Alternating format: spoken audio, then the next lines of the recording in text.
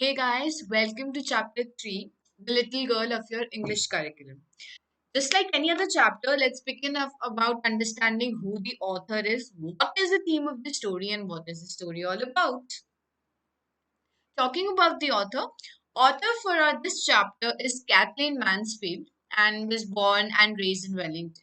She has written various short stories, letters, poetry, journals, and reviews which were published in Australia. She is regarded as a central figure in British modernism. Now, we divide the lecture into, or I'll say we divide literature into three parts: the ancient, the medieval, and the modern times. So she was a writer in the British modern era, where United Kingdom, they were the people who were ruling in most of the lands of the world. So that is how we differentiate into the literature. Talking about the theme of the story, the main theme of the story, the little girl, is a child-parent relationship. Now, in this story, it's about a girl who fears the sight of her father. Like she's really scared of her father, and gradually she just tries to understand how her father's love is and what are his concerns, what is his warmth, what is his love towards her. Let's just start with the chapter. To the little girl, he was a figure to be feared and avoided. Every morning before going to work, he came into her room and gave her a casual kiss, to which she responded with, "Goodbye, father." Now, see, we can make out that in a family there are only two people, father and the child. So, the little girl, here there's a term figure to be feared. Now, she is referring to her father, that most of us are really scared of our dads, like somewhat a strict parent. A dad is considered as a strict parent. So every morning, whenever her father used to go for work, he used to come into her room and give her a casual kiss as a goodbye kiss that he's going to see her later. So then she used to reply, "Goodbye, father." And oh, there was a glad sense of relief when she heard the noise of the carriage growing fainter and fainter down the long road. Now, see, since she was a bit scared of her father, so what happened is as soon as he used to go out and he used to just sit in the carriage and go away for work, she used to sigh relief that, okay, finally that has gone. I need not to be scared about anything. In the evening, when he came home, she stood near the staircase and heard his loud voice in the hall. "Bring my tea into the drawing room. Hasn't the paper come yet? Mother, go and see if my paper's out there and bring me my slippers." Now, see, here there is a situation that as soon as her father comes home, what he did is she's just standing near the staircase, and he usually gives a slight shout so that the person can hear, and he's like, "Okay, bring my tea, then bring my newspaper. Has the newspaper come yet?" And he also asks her mother that, okay, go and see, just, go and check if the papers are there or not. And just to bring his slippers because he wants to get, comfortable clothes and position and just spend rest of his time reading the newspaper. Kezia, mother would call to her. "If you are a good girl, you can come down and take off your father's boots." Slowly, the girl would slip down the stairs, more slowly, still across the hall, and push open the drawing room door. Now, what happens is that now the mother, she just says that, "Okay, Kezia, be a good girl and you should go and help your father take out his shoes, keep it there, give him the slippers." And then she used to slowly go down the hall because she was a bit scared of her father. By that time, he had his spectacles on and looked at her, over them in a way that was terrifying to the little girl. Now, see, since she had heard or she might have discovered that, okay, fathers are somewhat strict and they used to be, a bit feared about it. So, what happens is that as soon as she reaches the drawing room door, she opens it up and she sees that her father is wearing spectacles and he's looking at her. Now, that look terrifies her, terrifies the little girl. "Well, Kezia, hurry up and pull off these boots and take them outside. Have you been a good girl today?" So now his father is making a conversation with his daughter and he's like, "Okay, just, quickly take these boots off, take them outside, or don't, just make the floor dirty. And have you been a good girl?" He's just asking more of like that. "I did the don't know, father." "You did the don't know? If you stutter like that, mother will have to take you to the doctor." Now the father, as soon as he asked, now since she's really scared of her father, so what she says is that she started stuttering and she's like, "Okay, I really don't know if I had been a good girl." So then his father says that okay, if you're going to stutter like this, then mother needs to definitely take you to a doctor. Now, doctor here is referring to a speech therapist who can just actually help her talk a bit more clearly. She never stuttered with other people, had quite given it up, but only with father because then she was trying so hard to say the words properly. Now, see, she's terrified of her father, so at that time she needs to be perfect in everything. Now, for that, she needs to just, strike a proper conversation. Now, for that, she became so nervous in front of him that she stutters. She didn't stutter before in front of anyone. What's the matter? What are you looking so wretched about? Mother, I wish you taught this child not to appear on the brink of suicide. Here, Kezia, carry my teacup back to the table carefully. Now, see, his father is saying that what is the matter? Why are you looking so terrified about it? And then he says to her mother that I wish you taught the child in a better way and not like a brink of suicide. Here, this term basically means that not someone who's really terrified about something and okay, Kezia, now quickly go and just keep the cup on the table. His father just asks his daughter. He was so big, his hands and his neck, especially his mouth when he yawned. Thinking about him alone was like thinking about the giant. Now, see, she's a little girl, and males compared to females are big, broughten up, and like big in their frames. So, what happens is that seeing his father, she's like, okay, he has really long hands and a neck, and his mouth is so big, especially when he yawns. So, she becomes scared and terrified as soon as she starts to think about him. Now, let's check out some key terms. A figure to be feared means a person who is to be feared, who is someone ferocious, someone terrifying. Slip down means come down quietly and unwillingly. Like Keza, she didn't want to come and go to her dad because she was terrified of him, but she had to do it, so she was just walking very silently. Stutter means having a difficulty to say words in a really normal tone and start stammering. Given it up means stop doing it. Wretched means unhappy. Going back to the chapter, on Sunday afternoons, grandmother sent her down to the drawing room to have a nice talk with father and mother. Now, see, it's really important to strike conversations with your parents, and that's what her grandmother used to do. She used to send her every Sunday afternoon to just go and sit with your parents and have a good conversation.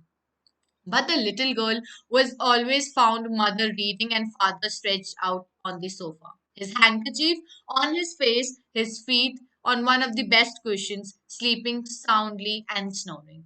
Now, as soon as on Sunday afternoon she used to go to the drawing room because her grandmother used to send her, she used to see that okay, my mother is reading and my father is just putting his leg on one of the best cushions we have and he's just sleeping with a hanky on his face. She sat on a stool, gravely watched him until he woke and stretched, and asked the time, then looked at her. Don't stare so, Kezia. You look like a little brown owl. Now, what happens is that she just walks and sits there, then she just starts observing her dad and she observes him till the time he actually just gets up and he is just talking and asking about okay, what is the time, how much time did I sleep, and then he just remarks Kezia and he's like, okay, don't stare like that, Kezia, you're just looking like a little brown owl who watches. One day when she was kept indoors with the cold, her grandmother told her that father's birthday was next week and suggested she should make him a pincushion for a gift out of a beautiful piece of yellow silk. Now, see, here in this paragraph, it's mentioned that okay, one day she was having cold, so she didn't go to school. She was sitting at home, and then her grandmother mentioned to Kiza that the birthday uh, of your father is actually next week and you should do something interesting. You should make him a gift. Then she suggested that okay, you can make him a pin cushion out of yellow silk. Now that was an idea. Laboriously, with the double cotton, the little girl stitched three sides. But what to fill it with? That was the question. The grandmother was out in the garden and she wandered into mother's bedroom to look for scraps. Now, see, a cushion, okay, she had the cover made it out of the yellow silk her grandmother suggested, but something needs to be filled into the cushion. So, then what she did was, as soon as she just stitched all the three sides and she just needed to fill in the cushion and then close it up, she decided that, okay, her grandmother was working in the garden, so let's just go to mother's room and find some scraps. On the bed table, she discovered a great many sheets of fine paper, gathered them up, tore them up into tiny pieces, and stuffed her case, then sewed it up on fourth side. Now, what happened is that she found lot many papers on the bedside, so she just tore them up and stuffed it into the cushion she was making, and she stitched it up. That night there was a hue and cry in the house. Father's great speech for the Port Authority had been lost. Rooms were searched, servants questioned. Finally, mother came into Kezia's room. Kezia, I suppose you didn't see some papers on a table in our room? Now, see, at night, what happened was the pages which Kezia actually used were her father's great speech for the Port Authority, and that was lost and everyone was finding. So her mother just generally she came into Kezia's room and she asked that, okay, have you seen those papers? Like, do you have any idea about it? Oh yes, she said. I tore them up for my surprise. What? Screamed mother. Come straight down to the dining room this instant. Now as soon as she mentioned, her mother mentioned that okay, we are looking for those papers. She just simply innocently told them that yes, I tore them up because I wanted to make my present. And then her mother was terrified and she just said, okay, come down to the drawing room instantly.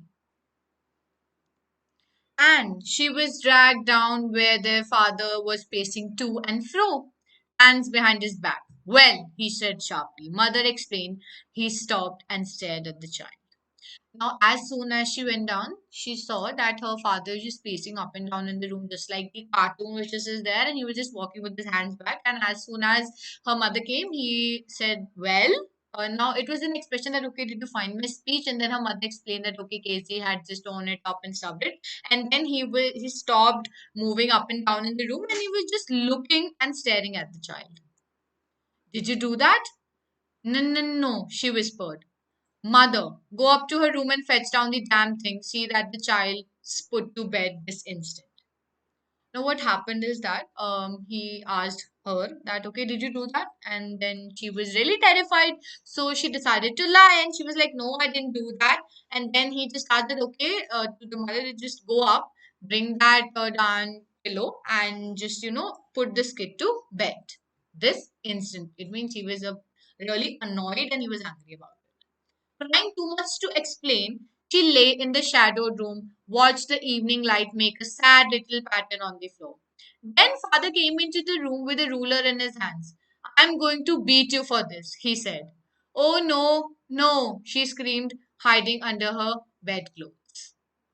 So what happened is that she was really crying a lot, okay, and she just went to her room and she was making just she was sitting there and the evening light it was just making a sad little pattern on the floor and then her father came with a ruler and he was like, okay, I'm going to beat you for this, and she was really terrified and she just hid under her bedclothes. He pulled them aside. Sit up, he ordered, and hold out your hands. You must be taught once and for all not to touch what does not belong to you. But it was for your birthday. Down came the ruler on her little pink palms. Now, his father, he said that, okay, don't be a baby, just sit there and you need to be punished so that you understand and you learn a lesson that you should not touch other people's belongings.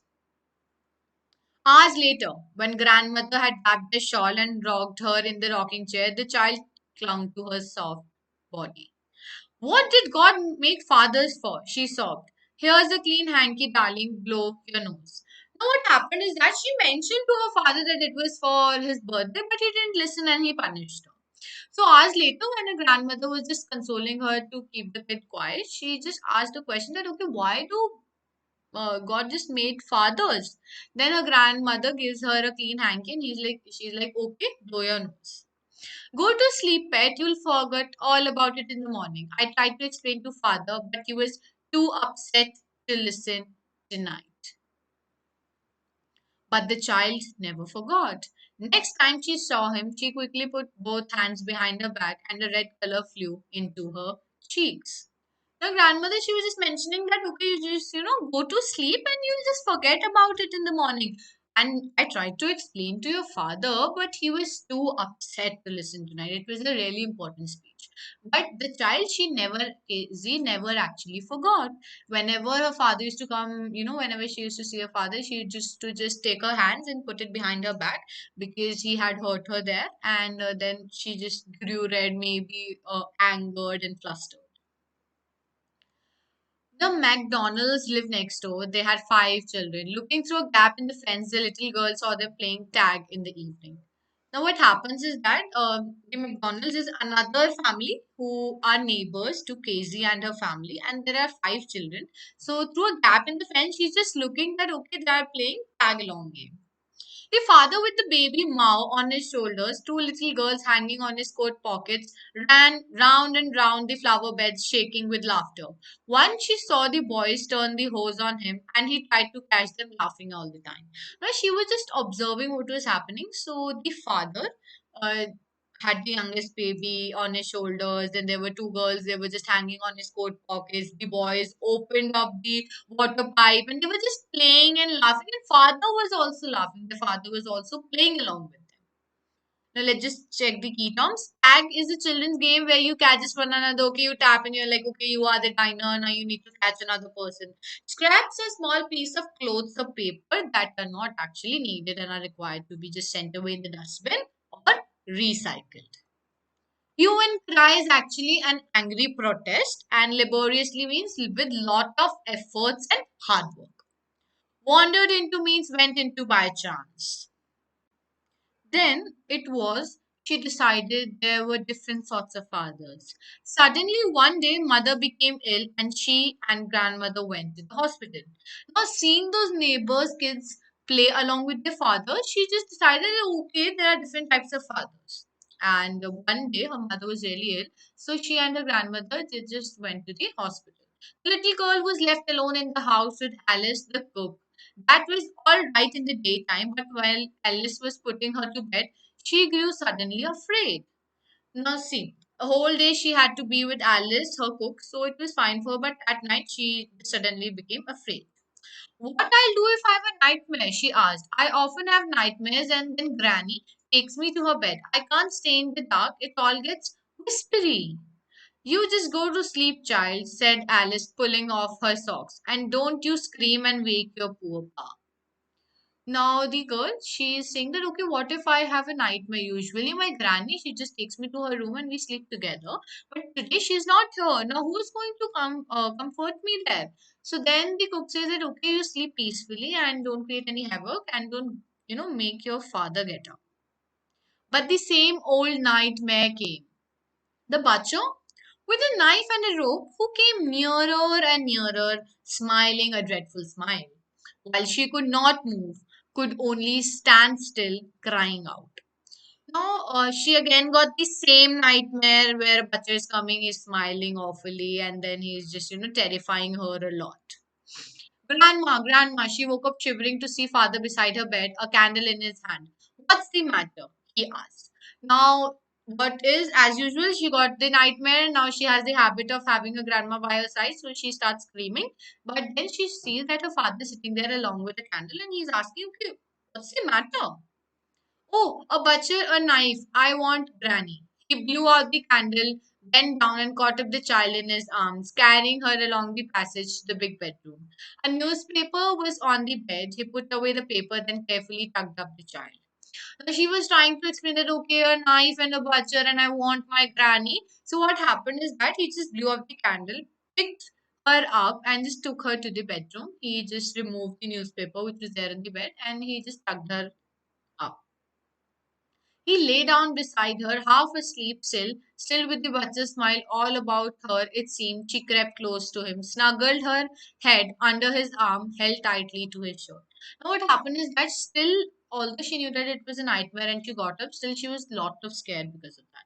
So, she did was she just, crept close to her father and just tugged his shirt and just hold it tightly so that she could feel that, okay, someone is here and no butcher is going to take her away. Then The dark did not matter. She lay still. Here, rub your feet against my legs and get them warm, said father. Now her feet were really cold because of the nightmare. So he decided that, okay, you just rub your legs along with me and it'll get warm. Again, let's get to know some key terms. Nightmare means a bad dream. Tugged up means covering properly yourself with the sheets and sleeping peacefully. Snuggle means moving into a warm and comfortable position closer to another person. Tried out, he slept before the little girl. A funny feeling came over her. Poor father, not so big after all, and no one to look after him. He was harder than grandmother, but it was a nice hardness. And every day he had to work and was too tired to be Mr. McDonald. Now she's realizing how her father is actually, how why does he behave it? What is the reason behind it? Now she's just taking out that okay, no one is there to look after him. He needs to be strong, then he has to work hard, and he is not as free or his work is not less than that. And that's the reason he can't be Mr. McDonald. That is her neighbor. She had torn up all his beautiful writing. She stirred suddenly and sighed. What's the matter? Asked her father. Another dream? So now she was really, sad about it. Okay, I just tore up his speech and it wasn't good. So she just got up. Then again, her father was a bit worried and he asked her, okay, did you have any other dream? So she was like, no, no, my head's on your heart and I can hear it going. What a big heart you have got, father, dear. Now she was just, as she was just really snuggled up and she was really close to her father while sleeping. So she could hear her heartbeat. Now, she in the last line just mentioned that it's really really thoughtful of a father that he does everything for her, and she said through her words that okay, you have a really big heart, daddy. Now let's get to some questions in order to just analyze ourselves how much we have learned in the chapter. What was Kezia afraid of her father? Why was she afraid of him? Now, that is a really important question, and we need to just start from the story starting. So, why exactly was she afraid? Now, what happened was that she had always seen her father as a strict person who used to, punish her a lot. Then she always thought that, okay, fathers are to be feared because he didn't talk to her much or didn't just, get along with her, played with her. So these might be the reason for the fact that Casey was afraid of her father. Who were the people in Kezia's family? Now, Kezia had her father and mother, that is her parents, and her granny, along with a cook. Now, cook cannot be considered in family, though you can mention it in your answer that she used to stay there at their home. What was Casey's father's routine before going to his office, after coming back from his office on Sundays? Now we'll start it answering one by one. In part one, before going to his office, he used to come to Casey's room and he used to casually kiss her goodbye and then go away by sitting in a carriage. After he came back from the office, he used to ask for his tea and the paper from her mother, as well as he used to, ask Casey to just take his boots out. Now, on Sundays, he used to take a hanky and he used to put it on his face and he used to sleep down on the couch in the drawing room along with one of his foot on the best cushion. Last but not the least, in what ways did Kezia's grandmother encourage her to get to know her father better? Was that she mentioned that since it's his birthday coming along, so she should make a present out of the yellow silk pinned cushion, and through that, by exchanging a few words, and on Sunday afternoon, sitting there talking to her father, striking a conversation with the parents were the two ways her grandmother encouraged her to get to know her father better. That was all in this chapter. Thank you for joining.